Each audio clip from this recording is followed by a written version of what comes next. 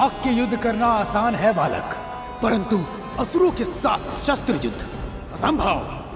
तेरी माँ तेरी प्रतीक्षा कर रही होगी, अभी भी समय है। जा, उड़ जा और अपनी माँ की गोद में जाके दुबक जा। पहले ही एक पुत्र उसका साथ छोड़कर जा चुका है। यदि तेरी दुस्साहस के कारण मैंने तेरे प्राण ले लिए, तो तेरी माँ की गोद सूनी पड़ जाएगी बालक।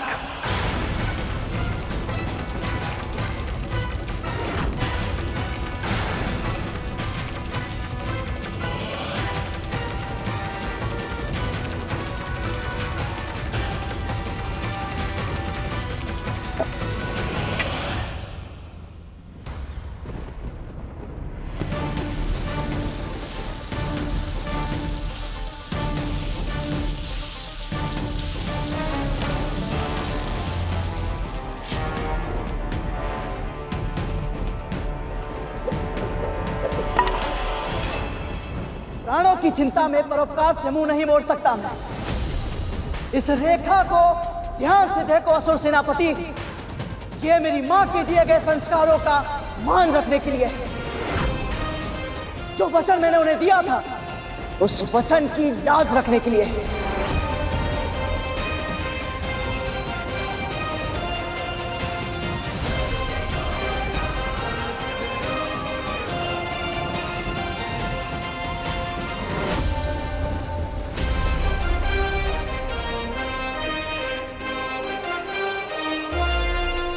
यदि आपकी सेना का कोई एक भी योद्धा मुझे पराजित करके इस रेखा को पार कर लेगा, तो मैं स्वयं अपनी हार मानकर यहां से चला जाऊंगा।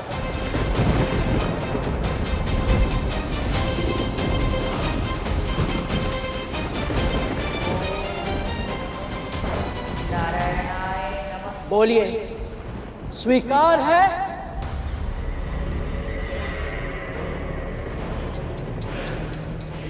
अति किसी भी वस्तु की बुरी होती है बालक, और तेरे इस अत्यधिक आत्मविश्वास ने मेरी समस्या को अपने आप ही दूर कर दिया। असुर सेना को ललकारा है तूने, और वो भी इस तुच्छ रेखा से।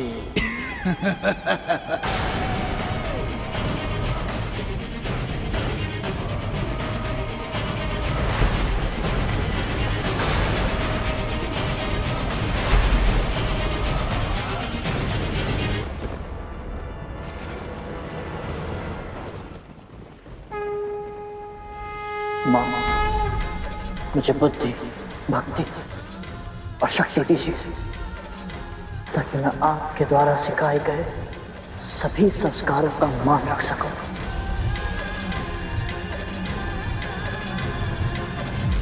माता विंता का पुत्र गरुड़ है ये। जैसे उनका पहला पुत्र शारीरिक रूप से दुर्बल था, अवश्य ही ये मानसिक रूप से दुर्बल है। इसने हमें चुनौती दी है, हमें। यदि इसकी खींची हुई सीमा रेखा को हमने पार कर लिया, तो ये अपना पराजय स्वीकार कर हमारे मार्ग से हट जाएगा। अल्पायु में ही स्वयं पर इतना गर्व? क्या इसमें है देवताओं या विष्णु का कोई षड्यंत्र? षड्यंत्र की गंध को सूंघना वज्रांग अच्छी तरह जानता है सुमाली, पर ये पक्षी तो केवल मों मों मों के रट लगाए हुए है। इसे इसकी मां के पास भेजने के लिए हमारे साधारण सैनिक ही पर्याप्त है।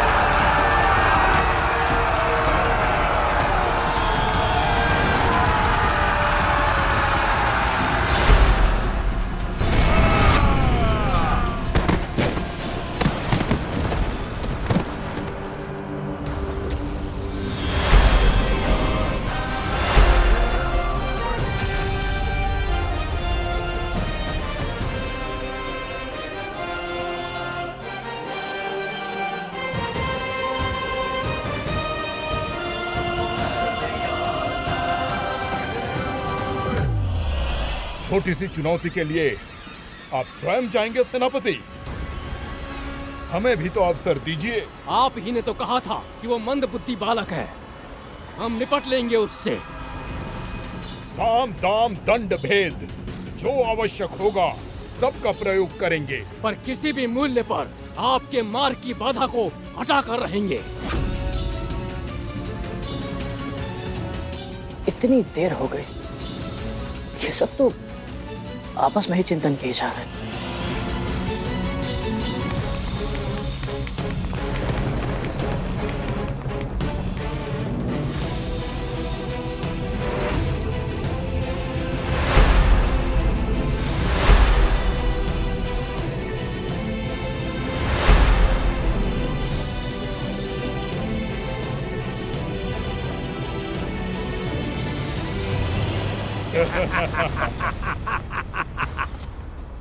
ऐसे आश्चर्यचकित होकर क्या देख रहे हो छोटे भाई?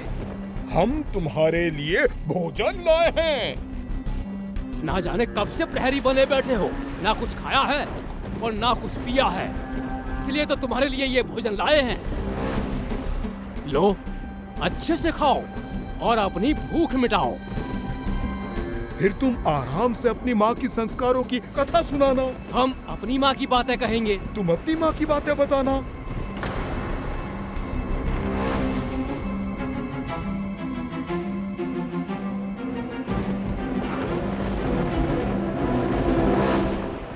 ये मुझे कम बुद्धि का बालक समझ रहे हैं, तो अब अपनी बाल हट इन्हें दिखानी ही होगी।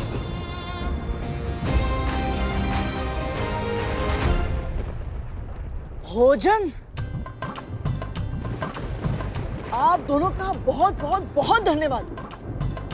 आपको पता है, मुझे बहुत समय से भूख लगी थी और ये भोजन तो दिखने में इतने अत्यधिक स्वादिष्ट है, तो स्वाद भी अच्छा ही होगा। अवश्य अवश्य। किंतु क्षमा करें, वो क्या है ना कि ये भोजन मैं ग्रहण नहीं कर सकता। हाँ? आप कृपया काम करें, आप ये भोजन उन्हें दे दीजिए जो इसे खा सकते हैं। हाँ? ऐसा कैसे? ना ना ना ना ना, ये भोजन केवल हम तुम्हारे लिए लाए हैं, तुम्हें इसे ग्रहण करना ही होगा। भोजन को व्यर्थ मत करो, अपनी माँ की शिक्षा का स्मरण करो। अन्न का अनादर करना महापाप होगा। भले ही इनकी नियत में खोट है, पर ये दोनों कह तो सही रहे, अन्न का उपयोग नहीं होगा तो अनादर कहलाएगा। पर यदि मैं ये भोजन देने के लिए किसी उपयुक्त पात्र को खोजने जाऊंगा तो ये दोनों मेरी खींची रेखा पार करके चुनौती जीत जाएंगे और अदिति माँ का तप भंग कर देंगे। तो फिर क्या करूँगा? इस संसार में अनेक ब्रह्मांड हैं गरुड़, और प्रत्येक ब्रह्मांड में ब्रह्मा, विष्णु और महेश भिन्न भिन्न समय पर प्रकट होते हैं। इन त्रिदेवों से अधिक महत्वपूर्ण स्थान है आदि शक्ति, सर्वशक्ति माँ ललिता का। ये वो पराशक्ति हैं जिनसे परे कुछ भी नहीं, और गौ माता उन्हीं माँ ललिता का प्रतीक है जिनमें 33 कोटि देवी देवताओं का वास होता है। इसीलिए तो इन्हें भोजन कराना सबसे बड़ा पुण्य होता है पुत्र।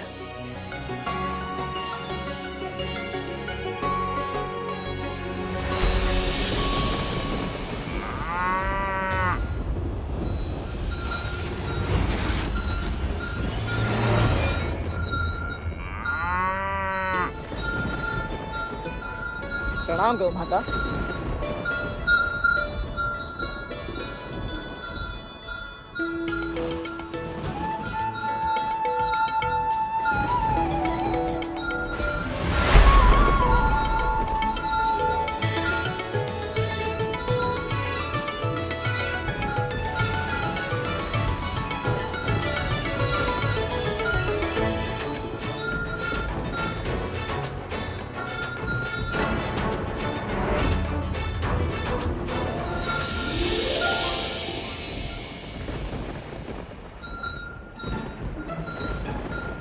हे गौ माता,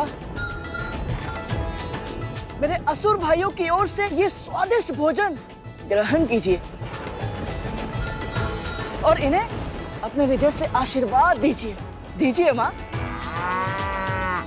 उपहार में दिया तुझे जो, तूने उसका दान किया। हमारे दिए भोजन का इतना भीषण अपमान किया। अरे अरे बड़े भैया, आप दोनों तो व्यर्थ ही क्रोधित हो रहे हैं। मैंने तो आपका दिया हुआ भोजन उन तक पहुंचाया जो इसे खाते हैं। ऐसा भोजन मैं नहीं खाता ना। तो क्या खाता है तू?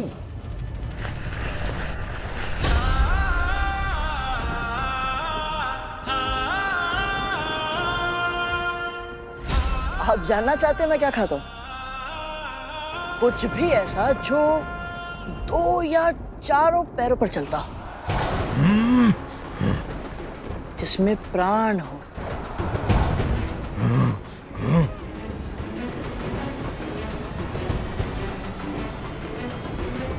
वैसे आप दोनों मेरे खाने के लिए उपयुक्त हैं।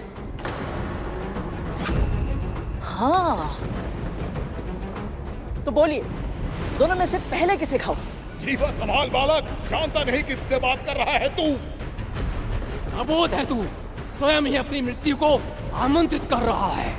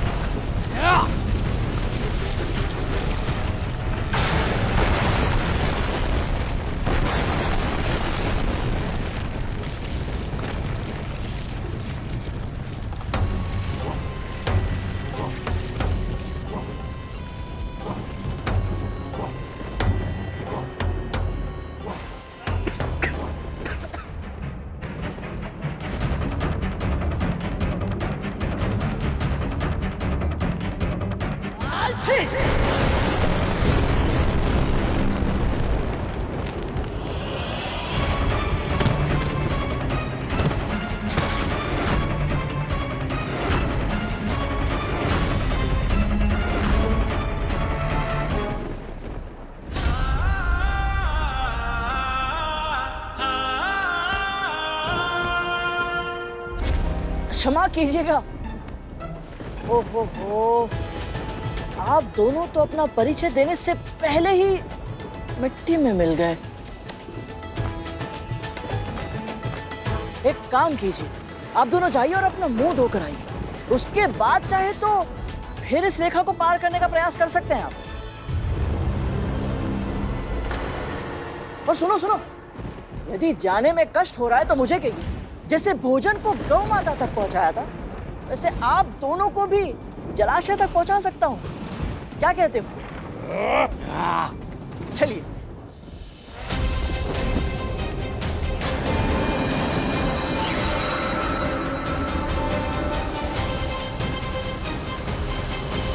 ये माली सुमाली भांति भांति के यत्न प्रयत्न कर उस पक्षी को उड़ाने गए थे। कहीं उसके बातों में फंसकर अपना उद्देश्य तो नहीं भूल गए। तू हमारी खिल्ली उड़ा रहा है। जानता है, ये समस्त सृष्टि हमारे नाम से थर थर कांपती है। सचमुच? हाँ। हाँ, मैंने अभी अभी पूरे ब्रह्मांड की 7 लोकों की यात्रा की और आपके नाम से कांपने वाला तो छोड़ो, कोई जानने वाला तक नहीं है। और सच कहूं तो आप दोनों इस समय मुझे बहुत ही अधिक भयभीत लग रहे हैं। भयभीत? हम दोनों? तुझसे? मैं तो एक माध्यम हूं बड़े भैया। आप सब एक माँ की भक्ति की शक्ति से भयभीत हो रहे हैं, इसीलिए तो इतनी बड़ी सेना लेकर इनकी तपस्या भंग करने के लिए आए हैं।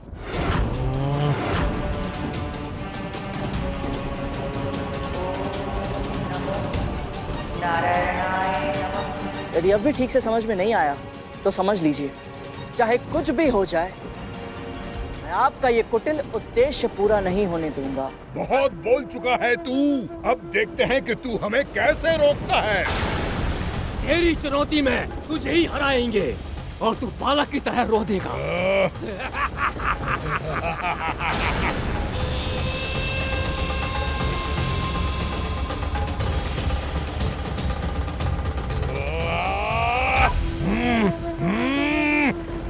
सुमाली, शीघ्र रेखा पार करो।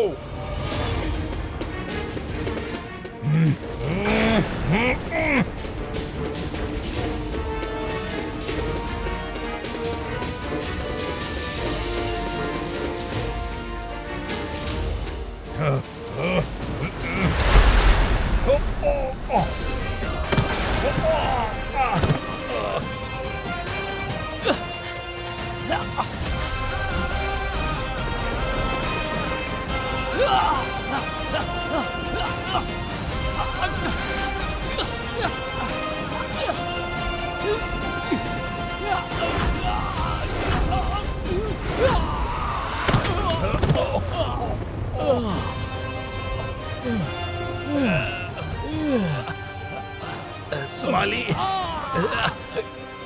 हम दो हैं और ये एक है।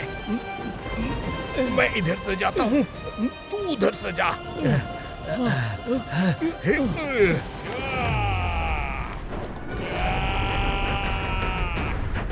पहले किसे रोको?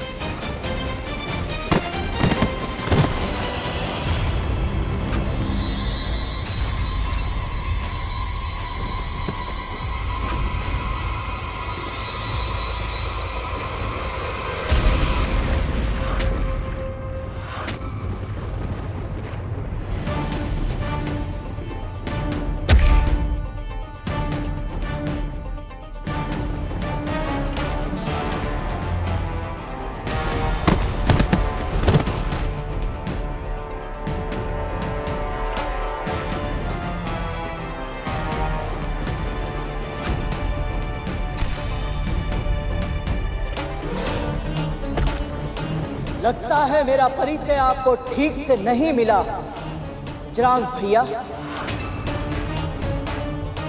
मैं कोई सामान्य पक्षी नहीं जो आप जैसे राक्षसों के धमकाने से उड़ जाऊं। मां विंता का पुत्र हूं मैं, और धर्म की रक्षा करना मेरा कर्तव्य है। धर्म की रक्षा के लिए मैं प्राण दे भी सकता हूं और प्राण ले भी सकता हूं।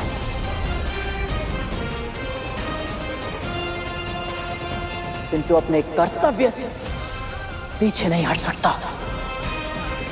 आपको जो करना है कीजिए, जितने योद्धा भेजना है भेजिए। तो जब तक मेरे तन में रक्त की एक भी बूंद है, इस रेखा को कोई पार नहीं कर सकता।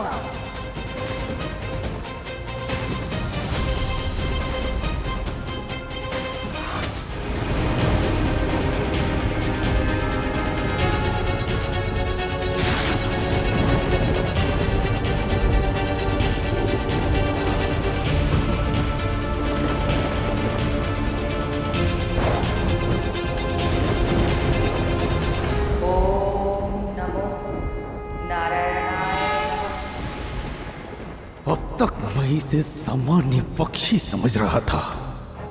ये मेरी भूल थी। अब मैं इसका सामना ऐसे करूंगा जैसे अपने समान शक्तिशाली शत्रु का किया जाता है। अब जय या पराजय नहीं होगी, अब होगा केवल विनाश, केवल विनाश, केवल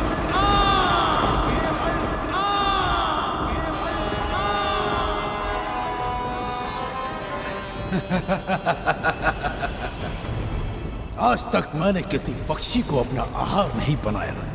अब मैं इसके कोमल मांस का स्वाद चखूंगा। तुम सब भी खाना। इसका विशालकाय तन हमारी भूख मिटाने के लिए पर्याप्त है। अग्निमुखम, जाओ और इस पक्षी को भूनकर मेरे समक्ष प्रस्तुत करो। और हाँ, अच्छे से पका कर लाना। जो आज्ञा सेनापति जी। असुर सेनापति वज्रांग की, असुर सेनापति वज्रांग की, असुर सेनापति वज्रांग की, असुर सेनापति वज्रांग की।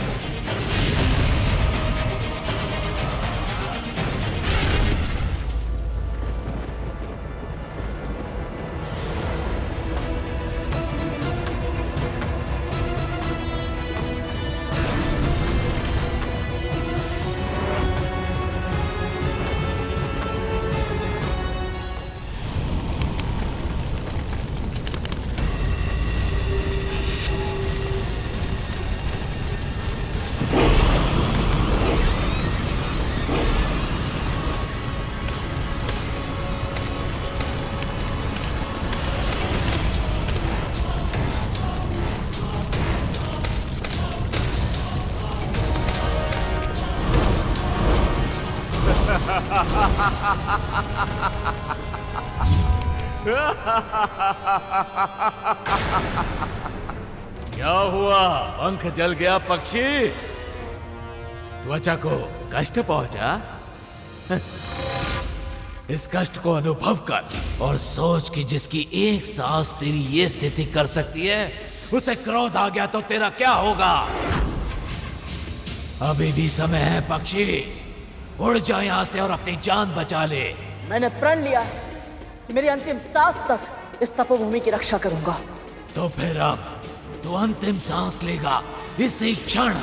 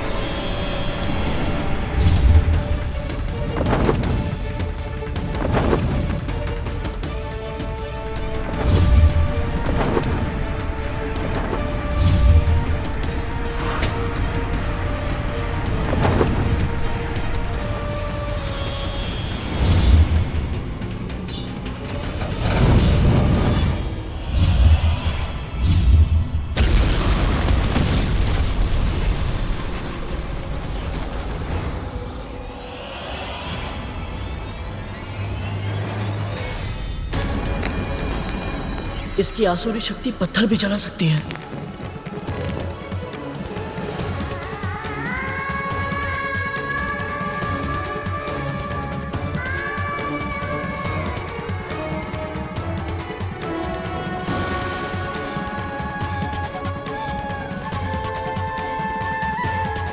इस राक्षस की अग्नि से तापमान बढ़ रहा है, कहीं अदिति माँ की तपस्या भंग ना हो जाए। इसे बचाने के लिए तूने अपने हाथ जला दिए। अब फंस गया तू। अग्निमुख निष्ठुर है, अग्नि प्रखर है और चुनाव कठिन है। अब तू इस देव माता के प्राण बचाएगा या स्वयं के?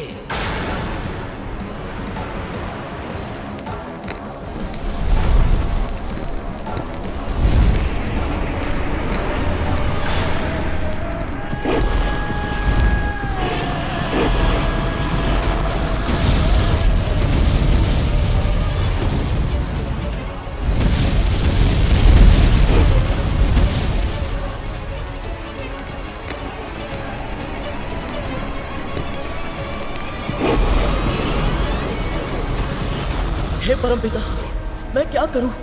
यदि मैं अदिति माँ की रक्षा नहीं कर पाया तो माँ को अपना मुख कैसे दिखा पाऊंगा?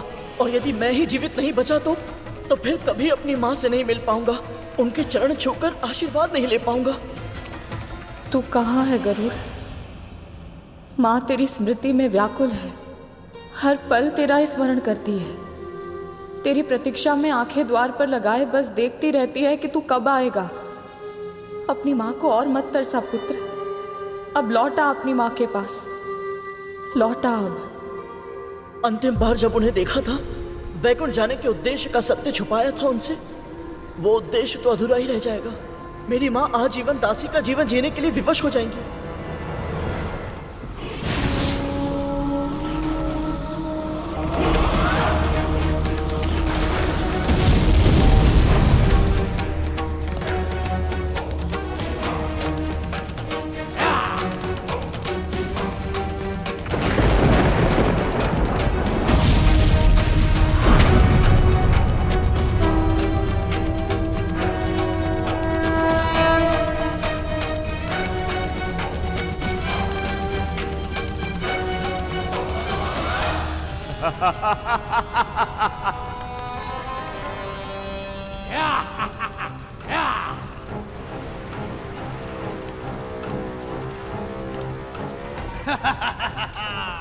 उत्तम, अति उत्तम अग्निमुखम। तुमने अपने शत्रु का सर्वनाश कर दिया, अपनी उपयोगिता सिद्ध कर दी तुमने। बधाई हो सेनापति, आप अपने उद्देश्य में सफल रहे।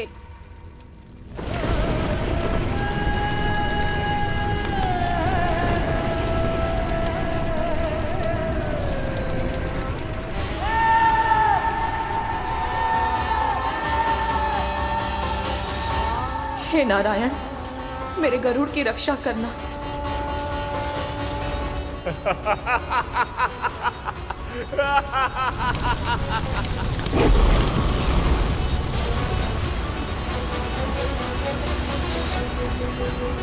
कहा था ना, तेरा अंतिम क्षण निकट है। स्मरण कर अपने भगवान को।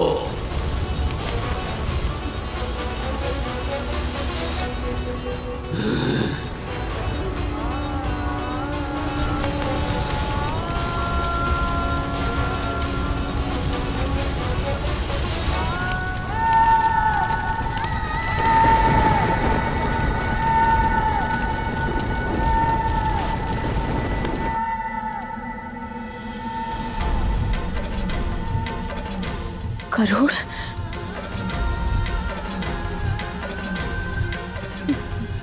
मेरा मन क्यों घबरा रहा है? कहीं ये किसी दुर्घटना की चेतावनी तो नहीं है? प्रभु, मेरी आशंका का समाधान कीजिए, मुझे कोई संकेत दीजिए।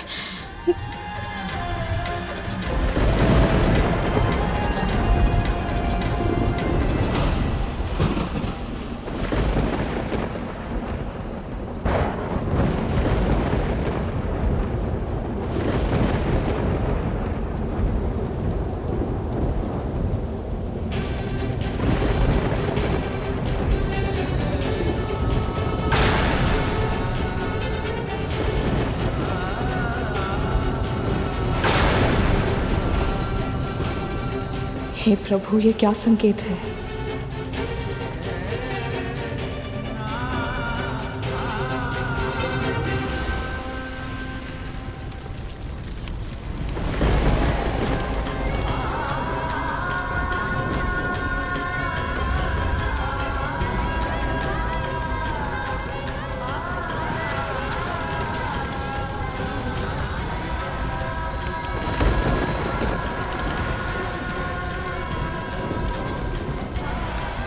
मुझे क्षमा कर अम्मा।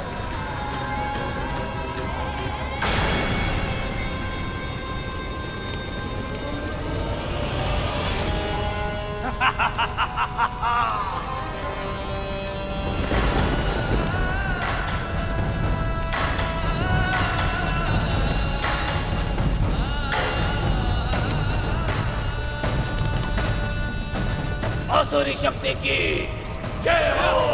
आसुरी शक्ति की जय हो। आसुरी शक्ति की जय हो।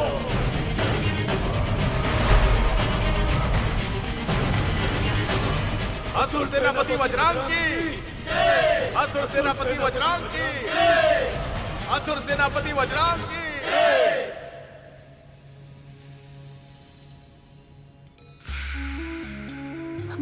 महारानी, अच्छा किया तू आ गई। ये दोनों तो किसी काम की नहीं है। चल, मेरे केश संवारने में मेरी सहायता कर।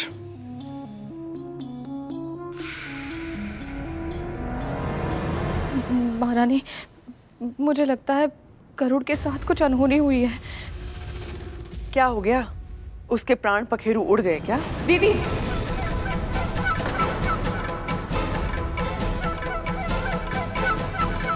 महारानी, मेरे हृदय में अजीब सी आशंका हो रही है, मन घबरा रहा है। कम से कम ऐसे में तो गरुड़ के बारे में कुछ अनुचित मत कहिए। मुझे आभास हो रहा है कि मेरा पुत्र अवश्य किसी भीषण संकट पे फंस गया है। तुझे आभास हो रहा है? कैसे? अब आइए मेरे साथ।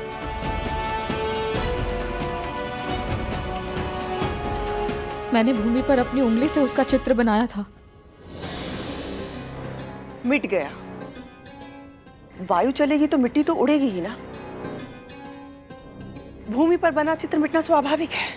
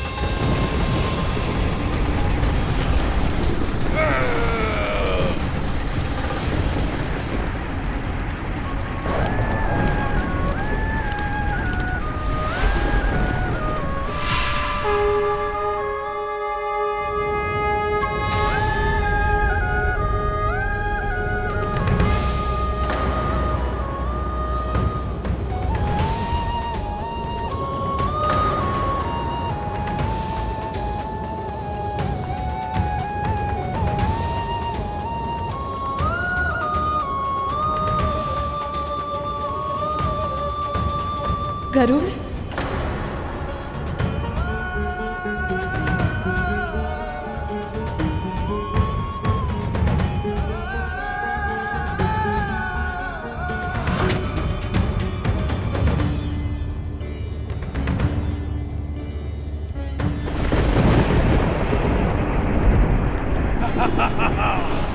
असुरी शक्ति की जय हो।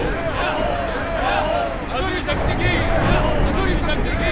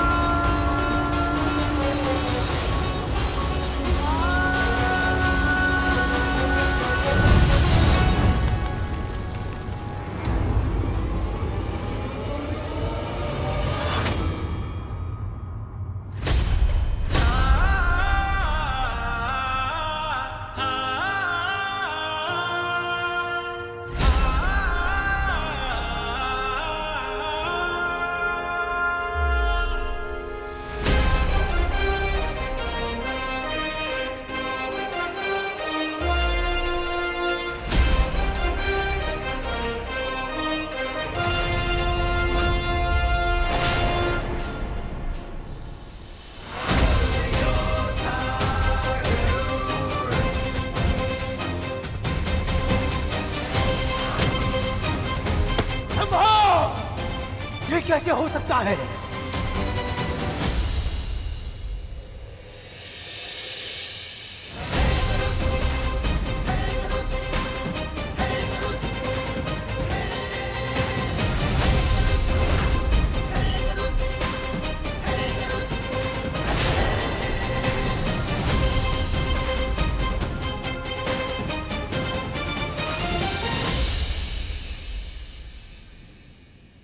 था ना मैंने, मां विंता का पुत्र हूं मैं। धर्म की रक्षा के लिए प्राण दे भी सकता हूं और प्राण ले भी सकता हूं। जब तक मैं अपना वचन पूरा नहीं कर देता, अपनी मां को दास्ता से मुक्त नहीं करा देता, तब तक मृत्युराज यम भी मेरे प्राण हरण नहीं करेंगे।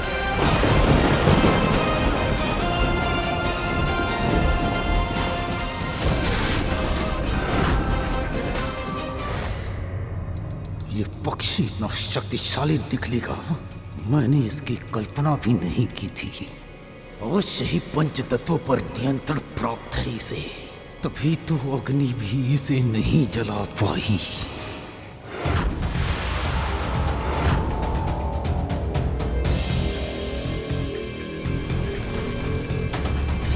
लगता है समय व्यर्थ करना मूर्खता है। अब कुछ और करना होगा।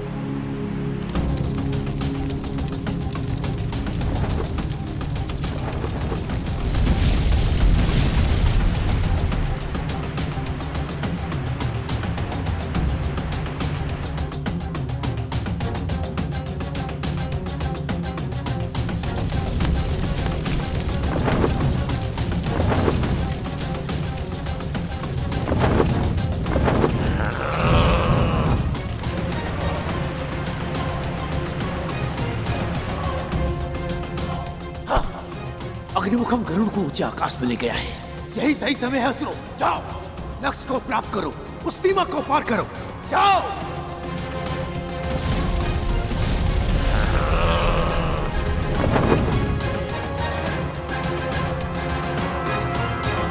और अग्निमुखम की अग्नि भूमि पर फैलने लगी है सेनापति। वृक्ष जल रहे हैं। हाँ, तो तुम भी चल जाओ, अपने तन को समाधि बना लो। असुर शक्ति के इस यज्ञ में यदि स्वयं की आहुति बनानी पड़े तो अवश्य दो, परंतु स्मरण रहे असुरो, भस्म होने से पहले तुम्हें उस सीमा रेखा को पार करके अपने लक्ष्य को प्राप्त करना है। अब जाओ, जाओ।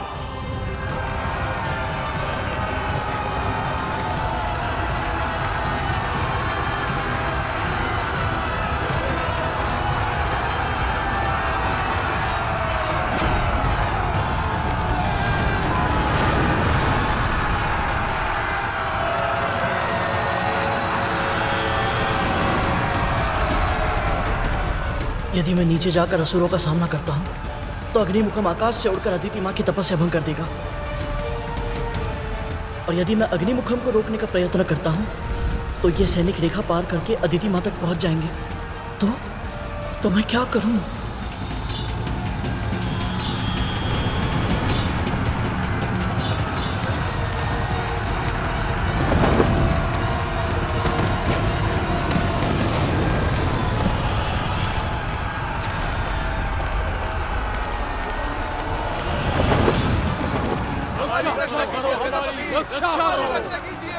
आगे बढ़ो असुरो, पार करो उस रेखा को।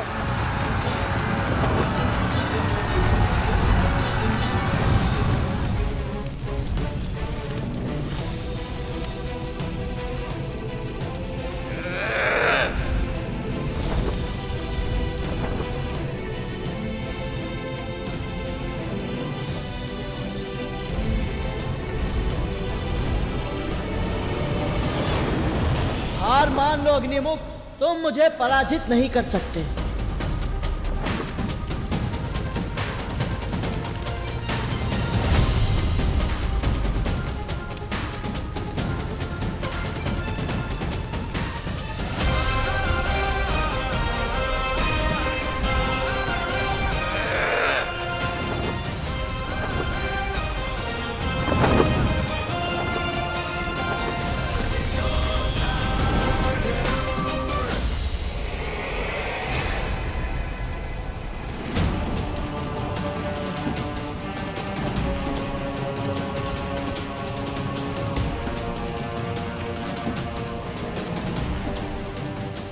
रहे हो?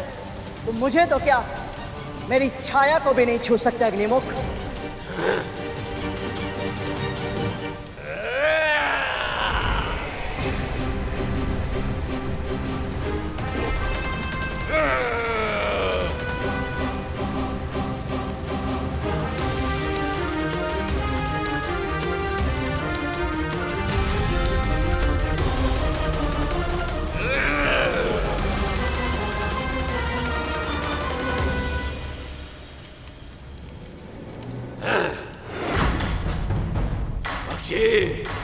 मैं वो अग्नि हूं जिसे जल भी बुझा नहीं सकता।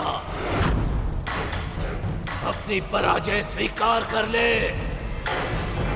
मैं तुझे प्राण दान दे दूंगा। पराजय स्वीकार करने का तो प्रश्न ही नहीं उठता।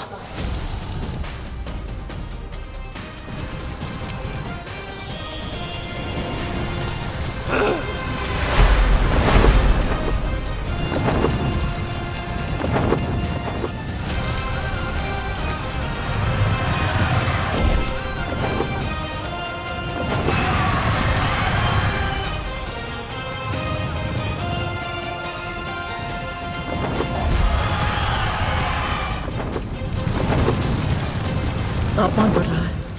यदि शीघ्र ही कुछ नहीं किया तो असुरों के अदिति मां तक पहुंचे बिना ही उनका तप भंग हो जाएगा। और मैं करूं तो क्या करूं? जल डालकर अग्नि बुझाने से लकड़ियां गीली हो जाती हैं, फिर शीघ्र ही उपयोग में नहीं आती। पर यदि अग्नि को बुझाने के लिए बालू का प्रयोग किया जाए तो इन अजली लकड़ियों का प्रयोग फिर से ईंधन के रूप में किया जा सकता है।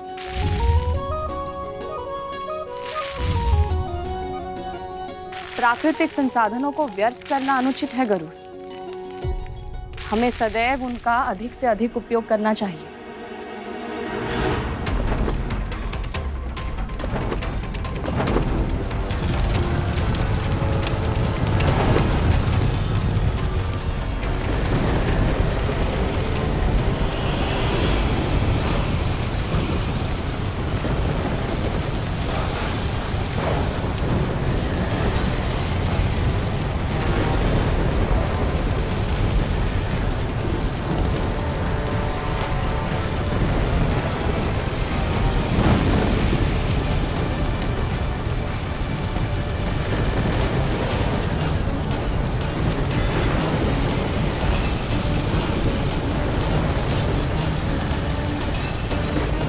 ये क्या हो रहा है?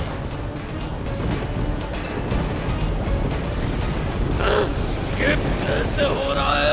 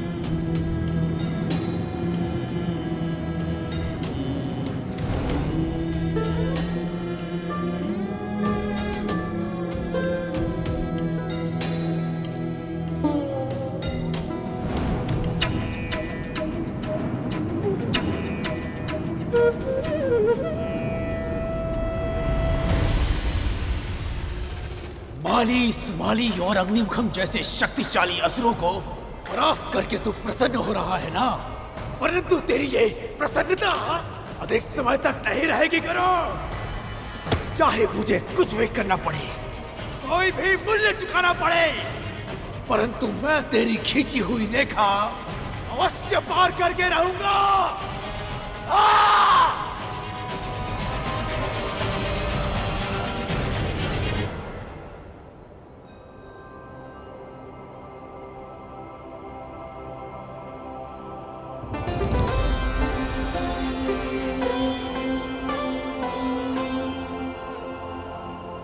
तीव्र भूख लग रही है, पर अदिति माँ तपस्या में मग्न है, और जब तक ये असुर अपना आक्रमण समाप्त करके वापस नहीं लौट जाते, मैं यहाँ से हिल भी नहीं सकता।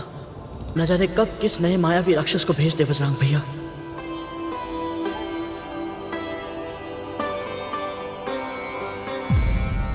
किसी भी विजय का सबसे बड़ा कारण होता है शत्रु के हृदय में उसका भय। यदि देवताओं को यह पता चल गया कि इस अल्पायु गरुड़ ने हम असुरों को घुटने टेकने पर विवश कर दिया है, तो उनके हृदय में हमारा भय समाप्त हो जाएगा। यदि शीघ्र ही इसे मार्ग से नहीं हटाया गया, तो समस्त ब्रह्मांड में हम असुर एक उपहास का पात्र बन जाएंगे सेनापति। सेनापति, गुरु भार्गव के आशीर्वाद के बिना ही केवल अपनी चित्ता की भस्म से ये पक्षी पुनर्जीवित हो सकता है। तो सोच कर देखिए, यदि देव माता अदिति अपनी तपस्या पूरी करके विष्णु का आशीर्वाद प्राप्त करने में सफल हो गई, तो वो अपने पुत्रों के लिए कितनी अकल्पनीय शक्तियां प्राप्त कर सकती है। गायरों जैसी बातें करना बंद करो।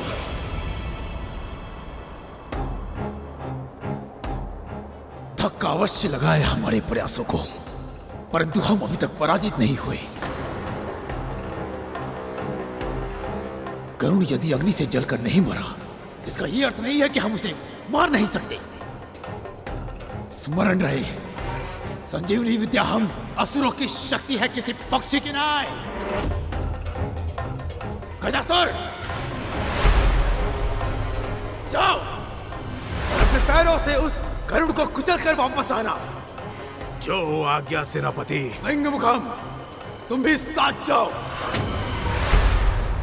और अपने नुकीले दांतों से उस पक्षी के मांस को फाड़ डालना और इतना तीव्र प्रहार करना कि उसकी अस्थियां अनेकों भागों में टूट जाएं।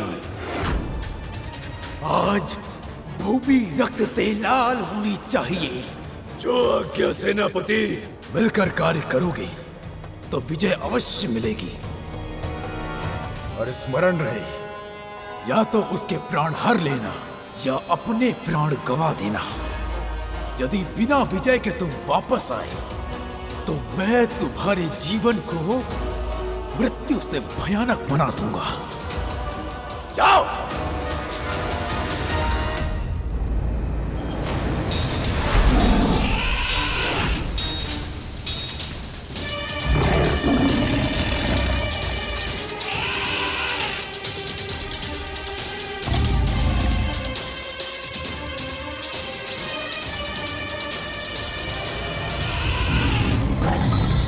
जिस गति से आ रहे हो उससे दुगनी गति से वापस लौट जा। पहले माली और सुमाली ने मुझे भूख का अनुभव कराया, फिर अग्निमुखम के कारण मेरी भूख और भी बढ़ गई। और तुम दोनों ये बात तो जानते ही होगे कि यदि भूख लगी हो और भोजन ना मिले, क्रोध पर नियंत्रण नहीं रहता। चले जाओ वापस।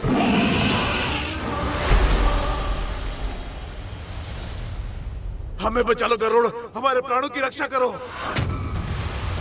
हमें अभय दान दो, रक्षा करो हमारी। प्राण रक्षा, अभय दान, वो भी उस शत्रु से जिसे तुम्हें मारने के लिए भेजा गया है। हम तुम्हारे शत्रु नहीं हैं। हमारी इच्छा के विरुद्ध जाकर हमें मृत्यु की धमकी देकर हमें असुर सेना में सम्मिलित होने के लिए विवश किया गया था। और अब असुरों के अकारण और अंतहीन हिंसा से तंग आ गए हैं हम। मैं स्वभाव से शाकाहारी हूँ। वज्रांग के आदेश से निर्दोष प्राणियों की हत्या करने के लिए विवश हूँ मैं। रक्तपात देखकर मेरा मन घबराता है गरुड़। असुरों का सैनिक बनने से पहले मैं वन का राजा था, और अब वज्रांग के आदेशों का दास हूँ। मेरी छटपटाहट की कल्पना करो गरुड़। दासत्व की पीड़ा दिन रात मुझे कचोटती है गरुड़। अब और सहन नहीं होता। मैं आखेट करना चाहता हूँ, परंतु केवल अपनी भूख की आवश्यकता मिटाने के लिए, किसी और के सत्ता पाने के लालच के लिए नहीं गरुड़। आखेट आवश्यकता के लिए होना चाहिए, लोभ के लिए, खेल के लिए या शक्ति के भोंडे प्रदर्शन के लिए नहीं।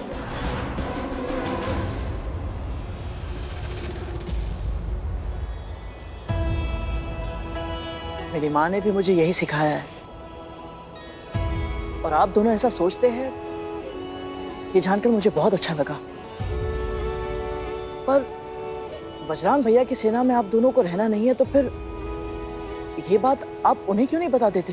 क्योंकि वो कभी नहीं समझेंगे। हमारे प्राण ले लेंगे वो, या फिर ऐसा जीवन जीने पर विवश कर देंगे जो कि मृत्यु से भी भयानक होगा। हमें उनके अधीन हुए बहुत वर्ष हो गए, लेकिन आज तक ऐसा कोई योद्धा नहीं मिला जो उनको चुनौती दे सके। केवल आप ही हैं जो संजीवनी विद्या के बिना भी मृत्यु के द्वार से सकुशल वापस आए हैं।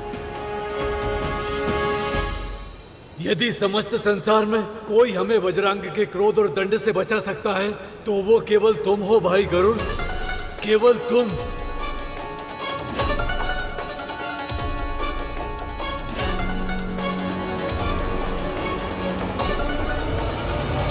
तुम्हारी शंका हमारी मृत्यु का कारण बन जाएगी गरुड़। संदेह नहीं, सहायता करो, हमारे प्राणों की रक्षा करो, हमें बचा लो गरुड़। आप मुझसे बड़े हैं, उठिए, ये मेरे पैर मत छू। नहीं, मैं नहीं हटूंगा, चाहे तुम कुछ भी करो, कुछ भी बोलो, मैं अब ये पाँव नहीं छोड़ूंगा गरुड़। तुम में से कोई एक उसका ध्यान भंग करेगा और दूसरा उसी क्षण उस सीमा रेखा को पार कर अपना लक्ष्य प्राप्त करेगा।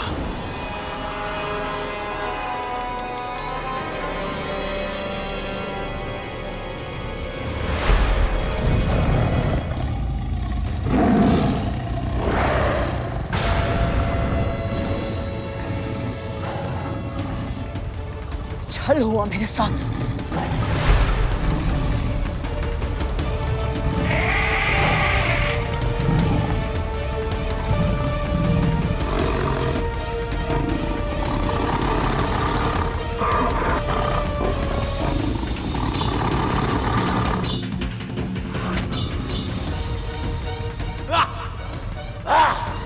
उत्तम, अति उत्तम गजासुर, जकड़ कर रखो उसे।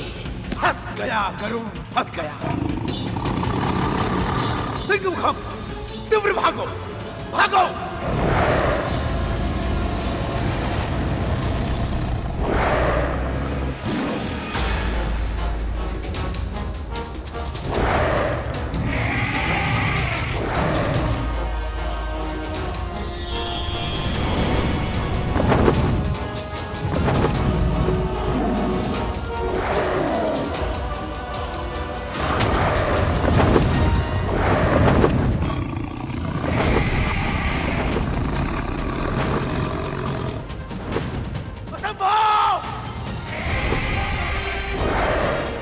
ये नहीं हो सकता।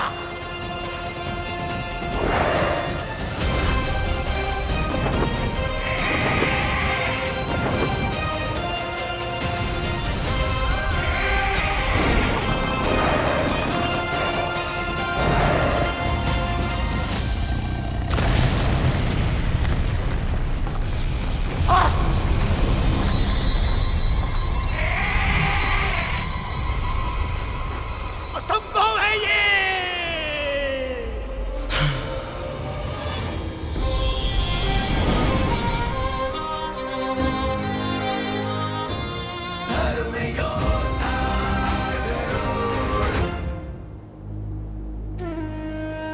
भूख इतना अधिक सताएगी तो मैं अदिति माँ की रक्षा के दायित्व पर अपना ध्यान कैसे केंद्रित कर पाऊंगा?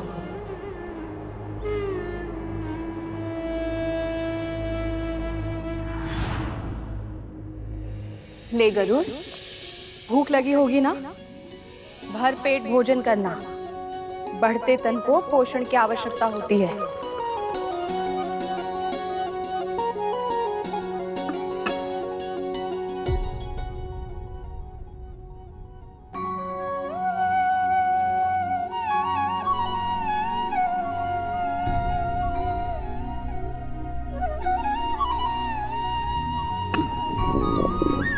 लगता है तेरा पेट भरा नहीं है।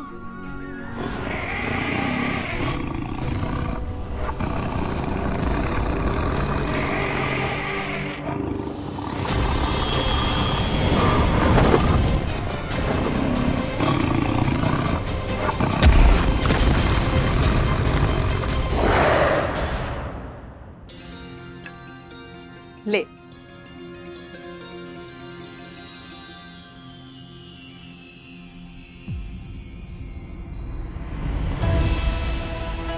क्या हुआ? भोजन अच्छा नहीं लगा तुझे? नहीं माँ, ऐसी बात नहीं है।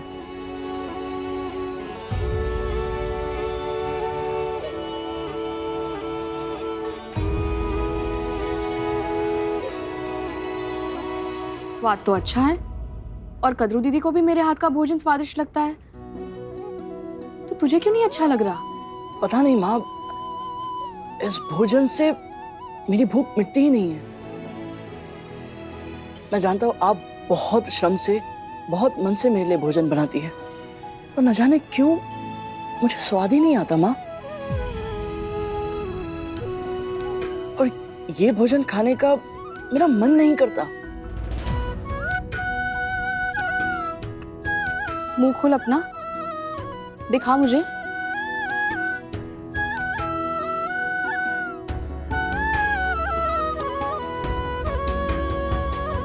अब समझ आया इस भोजन से तेरा पेट क्यों नहीं भरता, क्योंकि तेरा मन नहीं भरता इससे।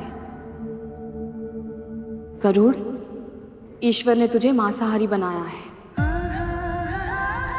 तुझे अपने भोजन के लिए आखेट करके अन्य जीवित प्राणियों को खाना होगा। तो माँ, मुझे किन प्राणियों को खाना चाहिए? आयु में स्वयं से छोटे प्राणियों को कभी मत खाना गरुड़, और उस युगल को जो आपस में मैथुन समागम कर रहा हो। जहां तक संभव हो किसी दुष्ट या अत्याचारी प्राणी को ही खाना, ताकि तेरा पेट भी भर जाए और जगत का कल्याण भी हो जाए।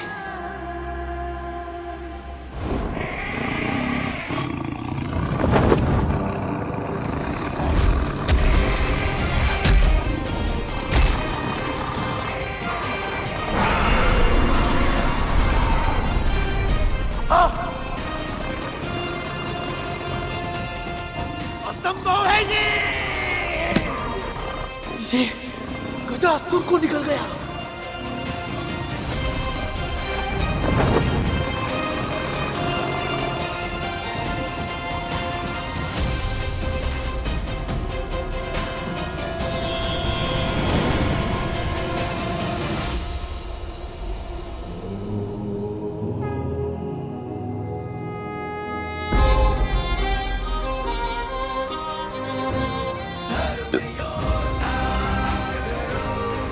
परम पिता विष्णु की कृपा और माँ के आशीर्वाद से बिना अधिक श्रम किए ही भोजन मिल गया। पर इसका अर्थ ये नहीं कि तू सो जाए गरुड़। तुझे पहरा देना है। प्रहरी का धर्म ज्ञात है ना? एक पल के लिए भी पलके झपकाने का अधिकार नहीं है तुझे।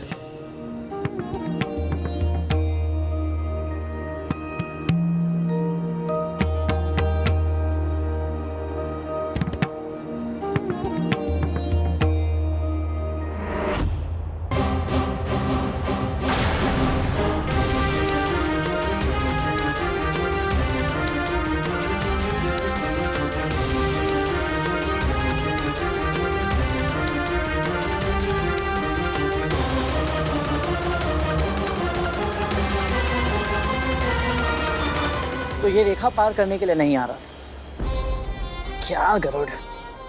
इतने बड़े बड़े असुरों से युद्ध किया और एक साधारण बारहसिंगा से भयभीत हो गया।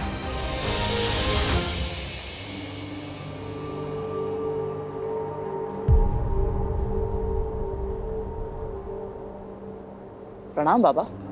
दीर्घायु भव पुत्र। यहाँ किसी बारहसिंगा को देखा है तुमने? हाँ, वो उस दिशा में गया है। लगता है बारहसिंगा मुझे दौड़ा दौड़ा कर मार देगा। क्या हुआ बाबा?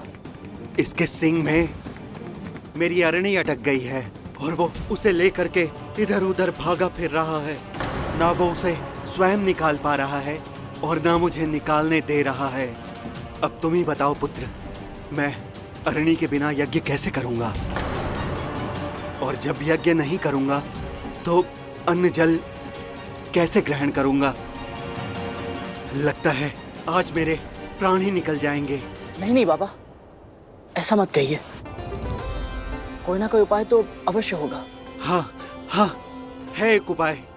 यदि तुम मेरी सहायता करना चाहो तो।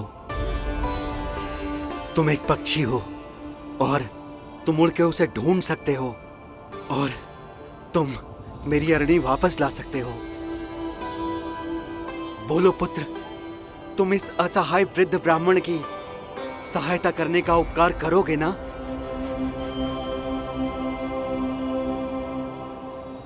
माँ ने सिखाया है जब भी अवसर मिले परोपकार अवश्य करना चाहिए और ब्राह्मण देवता की सहायता तो सदैव करनी चाहिए। और यदि मैं इनकी अरणी लेने चला गया तो मैं अदिति माँ की तपस्या की रक्षा कैसे कर पाऊंगा?